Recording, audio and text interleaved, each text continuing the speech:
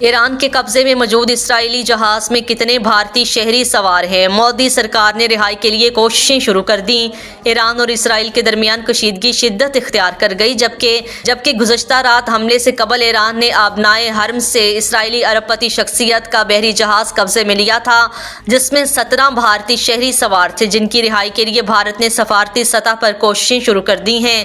بھارتی میڈیا نے ذرائع سے دعویٰ کیا ہے کہ ہندوستان نے اپنے شہریوں کی حفاظت اور جلد از جلد رہائی کو یقینی بنانے کے لیے تہران سے رابطہ شروع کر دیا ہے۔ ایران نے بحری جہاز کو قبضے میں لے کر اپنا قدم اس اندیشے کے بڑھانے کا درمیان اٹھایا ہے کہ تہران 12 روز پہلے شام میں ایرانی قونصلیٹ پر حملہ ہونے کا بدلہ لینے کے لیے اسرائیلی علاقے پر حملہ کر سکتا ہے۔ بھارتی حکام نے کہا ہے کہ ہم تہران اور دہلی دونوں میں سفارتی چیلنجز کے ذریعے ایران حکام کے ساتھ رابطے میں ہیں تاکہ بھارتی شہریوں کی حفاظت اور جلد از جلد رہائی کو یقینی بنایا جا سکے۔